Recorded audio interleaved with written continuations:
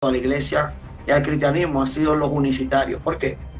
Porque para comenzar hubo una persona mucho más antigua que el hermano, gloria a Dios, que los hermanos allá de los padres apostólicos de los siglos II y III. Amén. Por ejemplo, tenemos a Teófilo, sexto obispo de Antioquía, que en el año 1068, o mejor dicho, 168 después de Cristo, habló de la Trinidad bajo el nombre de Trinitas. Este sexto obispo, ¿verdad? Gloria a Dios, buscando cómo podía conciliar lo que es el tema de la eterna relación entre Dios Padre e Hijo, buscando algunos significados. Él agarró y dijo una de las palabras más revolucionarias del cristianismo. Él llamó a esta relación lo que es el Trinitis, o sea, cómo puede ser que exista una eterna relación entre dos personas distintas, pero que al mismo tiempo componen la esencia de lo que es Dios. Entonces tenemos lo que se llama la primera mención, vamos a decirle la primera mención, porque la Trinidad viene de la Iglesia Apostólica. O sea, la Trinidad no viene de un invento de que del 300, Damasco. Solamente decir que la Trinidad es un invento católico que fue del Concilio de Nicea es la primera señal de ignorancia que podemos observar en algunos hermanos. Primero, la primera mención de la Trinidad lo tiene Teófilo, sexto obispo de Antioquía, en el año 168 después de Cristo. A eso le sigue Tertuliano. Tertuliano, en el siglo II, menciona la Trinidad y tiene como el mismo objetivo, gloria a Dios, el definir la eterna relación entre el Dios Padre y Dios Hijo. Valga la redundancia, porque tenemos que aclarar por qué estos dos hombres de Dios que están muy cerca de la iglesia primitiva, ya hemos dicho que la iglesia unicitaria, no el concepto unicitario, el movimiento unicitario surgió en el 1903 y se definió en el 1913, pero antes de esta fecha vamos a ver, hermanos, que por qué primero los santos padres y padres apostólicos, pero también vemos que es un término también que después tenemos que aclarar, pero vamos a llamarle como comúnmente se le llama, ¿ok? ¿Por qué tanto Tertuliano y este obispo de Antioquía hablaron en nombre de este término Trinidad y Trinita? ¿Por qué? Porque ellos tuvieron una consideración sobre el libro de Juan capítulo 1. La base de ello es la presentación del apóstol Juan a la iglesia primitiva. Vamos a destacar históricamente, ya que hay ahí por ahí uno que dice que sabe de historia. Vamos a educar a los unicitarios en historia, porque yo me he encontrado con muchos unicitarios que dicen que saben de historia, pero lamentablemente de historia no saben ni la H. ¿Por qué? Porque si estuvieran de historia, ellos supieran quién es, escuche bien, el gran obispo de Antioquía, que para el año 168 da la frase Trinitas, pero que ellos consideran al apóstol Juan y su capítulo 1, y estamos hablando del apóstol Juan, el último de los apóstoles, ¿verdad? Y que estuvo prácticamente en los años 68, 70, 80 en adelante, viviendo, ¿verdad? Y este hombre declaró una palabra muy poderosa y la voy a leer, que fue: en el principio era el verbo, y el verbo era Dios, ¿verdad?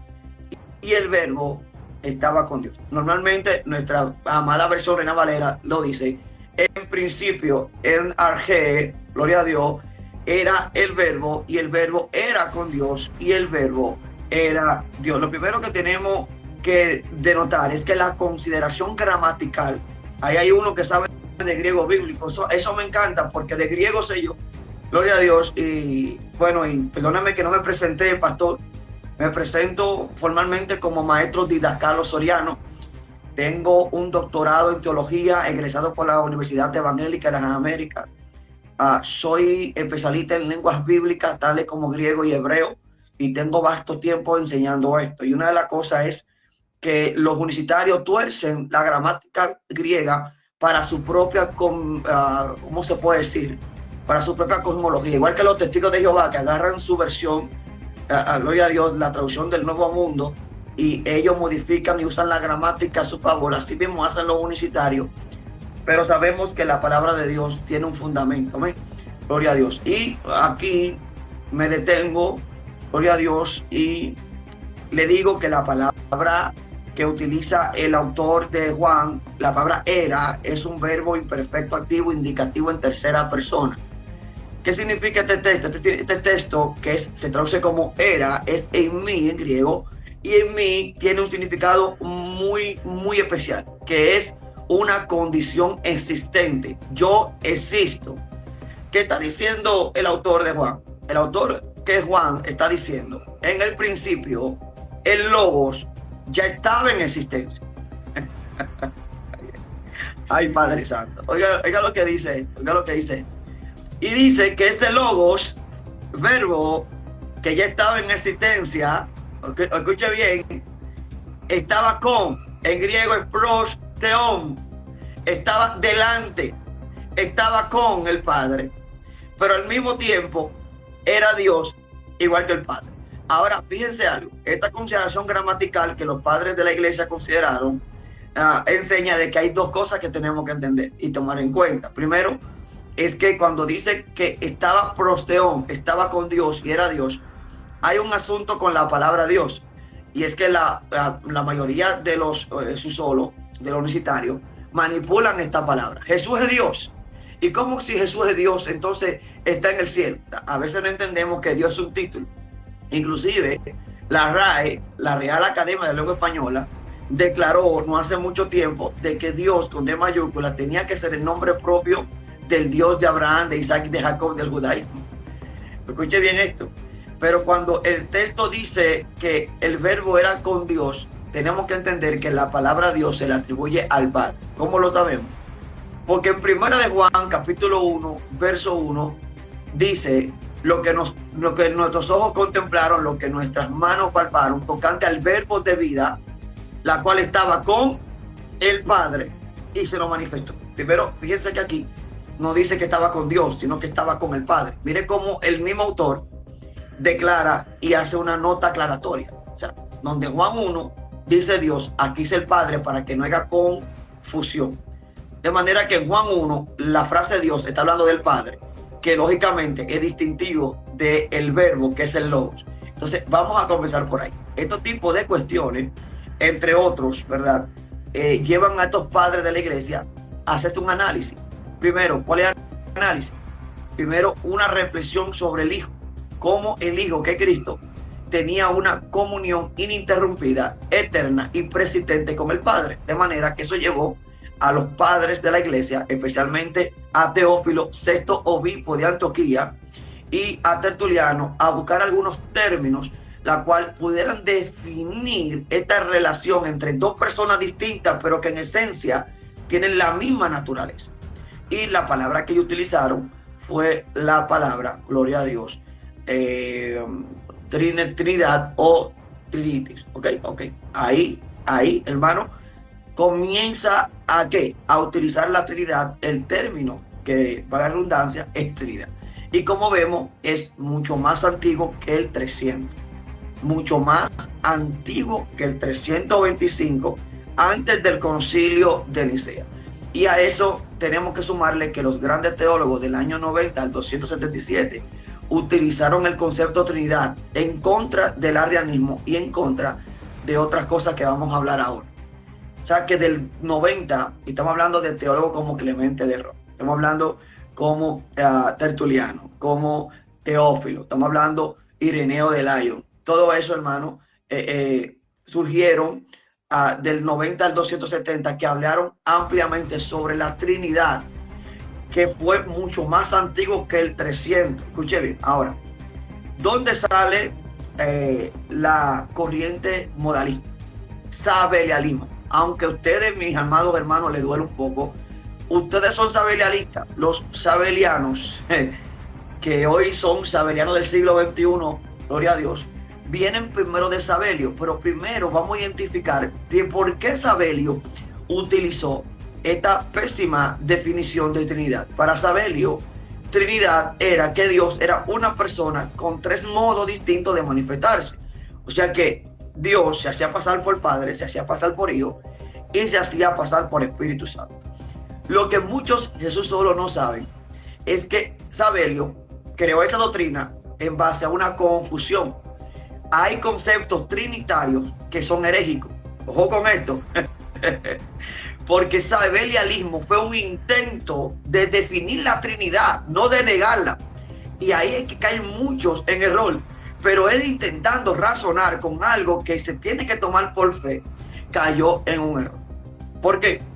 Porque si nos vamos al sexto siglo, Hipólito, que fue un gran hombre de Dios, y esto lo certifica Lev Thompson en su libro Santa Trinidad, lo pueden descargar, lo pueden leer, porque aquí hablamos con fuentes, los que saben de historia, me imagino que tienen que saber todo esto, ¿verdad?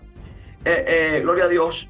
Este hombre Hipólito, en un libro que él hizo llamado Tradiciones Apostólicas, que lo tengo ahí también, por si a alguno le interesa, él dijo que en el siglo II salió un hombre, un erudito, entre comillas, llamado Noetus, y que Noetus hizo una gran barbaridad, porque realmente los jesusolos son noetarios, son otro nombre que ellos tienen que conocer, porque lamentablemente parece que no lo conocen o no les interesa saber de dónde vienen su estirpe de creencia.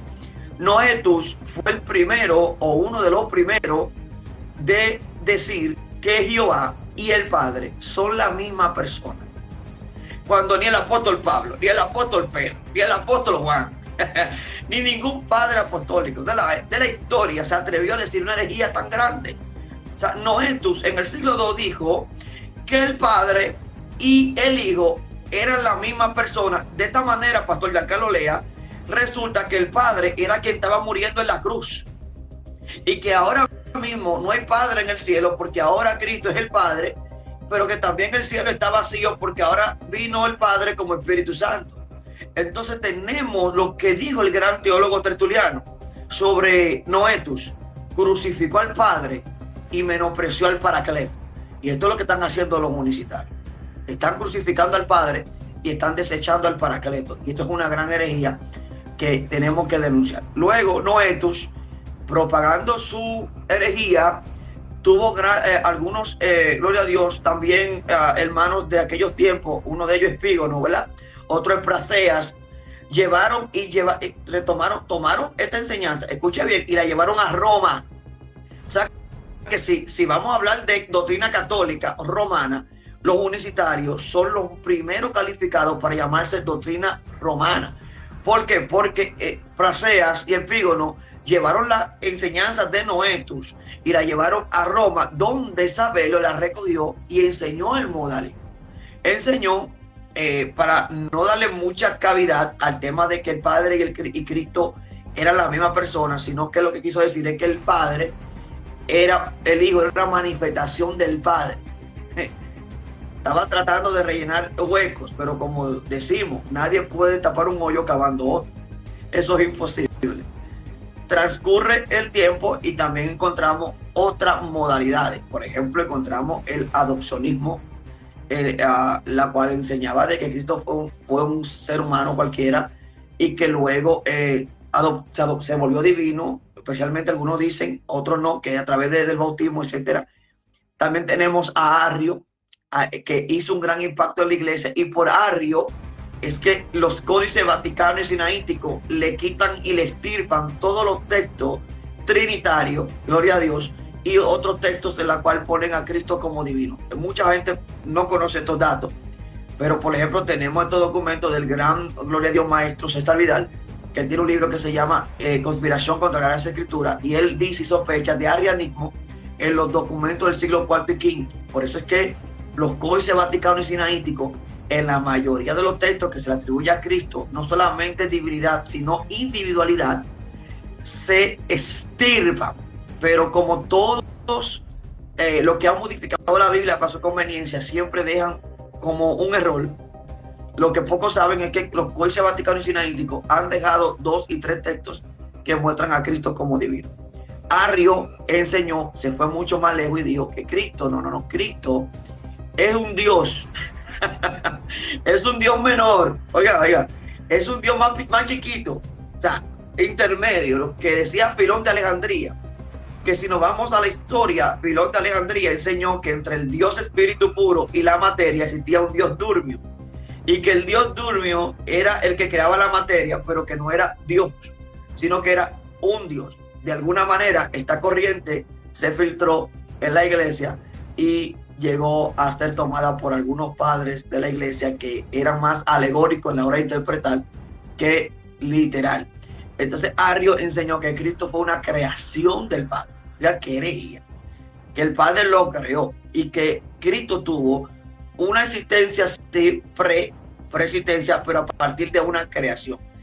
Arrio fue otro que quiso defender en cierta forma la entidad del Logos, pero tratando de defender esa entidad, lo que hizo fue que le embarró. Como aquí dicen en Colombia, dejó un chicharrón. Entonces, Arrio tira lo que se llama también una simiente, ¿ok? Una simiente. Pero ¿qué pasa? La iglesia condenó el arrianismo, condenó el sabelianismo. Hubo un momento en la historia de que el arrianismo tuvo un auge, ¿verdad? Grandísimo, siglo IV y siglo V, pero gracias a Dios que la verdad siempre triunfa, ¿okay? La verdad siempre triunfa. Y no solamente hasta que llegamos a los años modernos, la teoría, no la doctrina, vamos a decirle, que es una doctrina de la Trinidad, comienza a tener relevancia, gloria a Dios, significativa para nuestro tiempo. Primero tenemos que comenzar que los pentecostales, verdaderos pentecostales, no eran unicitarios, como dijo uno por ahí. El pentecostalismo se caracterizó por ser trinitario antes del 1903. Y antes del 1903, el movimiento que ocurrió en el 1901, bajo el mover del Espíritu Santo, el pentecostalismo era trinitario y sigue siendo trinitario. Ahora, ¿a quién le debemos, gloria a Dios, la gran, ¿cómo se puede decir?, fortuna de que reavivó una herejía? Porque las herejías siguen surgiendo hoy en día, hermano, y es una pena esto. Primero tenemos que hablar de quién, de un ministro llamado Callister. Callister dio una enseñanza en un campamento. Ojo con esto, Callister era trinitario. Shepherd y J. Stuart, que son los tres fundadores iniciales y excipientes del movimiento unicitario, eran trinitarios. Ojo con esto para que ustedes vean, y que tenemos un ejemplo de la historia de que las herejías salen de la verdad y no al revés. La verdad no sale de la herejía, las herejías salen de la verdad. Basta ver la historia de la iglesia, que como los creyentes combatieron siempre contra los unicitarios, que en aquellos tiempos, podemos decir unicitarios, pero no hay, Pastor Giancarlo Lea, antes del 1900 no hay unicitarios, no existieron jamás. Lo que habían eran 2 y 3 teólogos. Me puede interrumpir, no hay problema, pastor, cualquier cosa, ¿eh? Lo que existían eran 2 y 3 teólogos que adoptaron una postura monocifista. ¿Qué es eso? Una postura propia del judaísmo, tendencia judaizante, de que Dios es el monarca, que no hay más como Él, que Él es el único y que como Él no hay. Eso nosotros lo compartimos. Lo que los judíos no pudieron echar de ver, y eso lo vamos a ver ahora también, es que Cristo no era otro Dios, que esa fue otra corriente que surgió en el siglo IV y que lamentablemente nos confunden. Trinitario y triteísmo no es lo mismo. Triteísmo sale una doctrina en el siglo IV que creían que el Padre y el Hijo y el Espíritu Santo eran 3 dioses distintos. Eso se llama triteísmo. Nosotros somos trinitarios. ¿Y cuál es el concepto real de Trinidad? Nosotros creemos en un Dios que en esencia cohabita en 3 personas distintas, pero que al mismo tiempo en naturaleza conforman al único y verdadero Dios. El trinitarismo fomenta la unidad y declaramos que Dios es un solo Dios, en contraposición al politeísmo, al enoteísmo y a la monolatría. El enoteísmo es una corriente que dice que Dios es el único Dios, pero que aparte de Dios pueden haber otros dioses. Los trinitarios rechazamos eso. La monolatría es la creencia de que existe un solo Dios entre muchos dioses, pero yo solamente adoro a un Dios. Eso lo rechazamos los trinitarios. Nosotros creemos en un único, sabio, omnipotente y verdadero Dios. Pero ese Dios que está compuesto, ¿por qué? Por 3 personas, no 3 dioses, 3 personas distintas, pero que son inseparables en naturaleza. En el siglo IV surge lo que se llama el triteísmo. Los primeros que condenaron el triteísmo, para sorpresa de muchos, fueron los trinitarios. Rechazaron que Cristo sea un Dios aparte del Padre. Ojo con esto. Pero para los que saben de historia, la primera vez que se considera a Cristo como individual del Padre, no la primera vez, sino el razonamiento que surge de la iglesia o de los padres apostólicos, fue con el vinitarismo. El vinitarismo era una corriente que enseñaba que en el cielo había dos poderes. También fue condenado. Pero ¿de dónde viene el vinitarismo, pastor? El vinitarismo viene por la corriente de que la iglesia primitiva adoraba a Cristo y adoraba al Padre. Entonces, se decía, porque ellos adoran a dos personas. A lo que la iglesia contestaba, Cristo y el Padre conforman y construyen el único y verdadero Dios. Cuando adoramos a Cristo, estamos adorando a Dios. Cuando adoramos al Padre, estamos adorando a Dios. Son indivisibles, pero son distintos. Y ese es el misterio que ni yo con toda mi teología jamás lo voy a poder comprender, pero mi deber no es tratar de comprender, aunque es comprensible, sino sujetarme a lo que la Biblia dice claramente, sin forzar. ¿Qué pasa, pastor? Que en el 1900 surge la iglesia pentecostal, sale en el 1901, y me refiero al movimiento pentecostal, y el movimiento pentecostal viene con el lema de la Trinidad. Todos los ministros evangélicos han bautizado en el nombre de la Trinidad toda la vida, ¿ok? Y que hay evidencia también de que también los padres de la iglesia, como Tertuliano, como Clemente, como Ireneo, etcétera, como Gloria a Dios, Papías, etcétera, bautizaban con la fórmula trinitaria. Que ya yo sé que hay algunos por ahí que están diciendo que Mateo 28:19 es espurio, pero algo de que ellos no saben es que Mateo 28:19 aparece en el Códice Vaticano y Sinaítico. El otro día me apareció Pastor Giancarlo Lea uno también que domina el griego, queriéndome demostrar que Mateo 28:19 no está en el Códice Vaticano. Estamos hablando del Códice antiguo del siglo IV y siglo V. Y cuando le pongo el códice, le muestro ahí dónde está. Gloria a Dios, mira dónde está. No lo estaba mirando porque la costumbre de aquellos tiempos era minimizar la palabra porque no era fácil la escritura en griego, y aparece en diminutiva. Aparece Santo Espíritu en diminutiva. Y cuando se lo dije, pastor, hasta el sol de hoy, él sigue investigando. Él dice que me va a demostrar que eso es falso, pero no sé qué ha pasado con él. No sé si llegó el rapto a la iglesia, que fue él solo, pero nunca ha aparecido. O sea que si vamos a eso, Mateo 28:19 es tan antiguo como Hechos 2:38. Alabado sea Dios. Entonces, Macalister, o este hombre, dio un sermón en 1903 en un campamento pentecostal trinitario, y él comenzó a hacer una reflexión sobre que Mateo 28:19 y lo que es Hechos 2:38 se contradicen entre sí, a lo que él comenzó a hablar de que debería ser un bautismo, un solo bautismo, y a través de ahí, ojo con esto, todavía no estaban negando la Trinidad.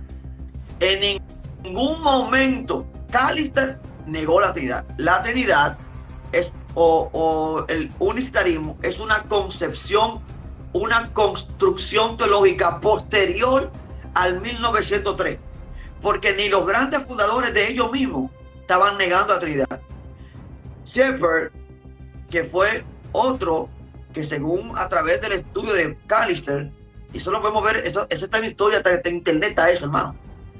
Yo tengo un libro que se llama, gloria a Dios, las grandes herejías del siglo XXI, que dice, gloria a Dios, es de J. Cabral, y dice punto por punto dónde salen estas herejías. El segundo ministro tomó de Callister la enseñanza de él y comenzó a decir, según él, salió gritando y con un éxtasis, porque yo no sé qué se debe, siempre tiene un éxtasis, siempre tiene un balbuceo y un éxtasis, y comenzó a decir que el nombre del Padre, ¿verdad?, que el bautismo tiene que ser en el nombre de Jesús. Pero ojo con esto, él aún no estaba negando la Trinidad. Y luego sale J. Swart, la cual también él comenzó a decir que el nombre real del Padre era Jesús. O sea que estamos viendo la antigua herejía patriparcianista. Eso tiene un nombre, aunque a usted le duela, Los Jesús solos son patriparcianistas. Están enseñando que el Padre y el Hijo son la misma persona. Eso es una herejía del siglo II.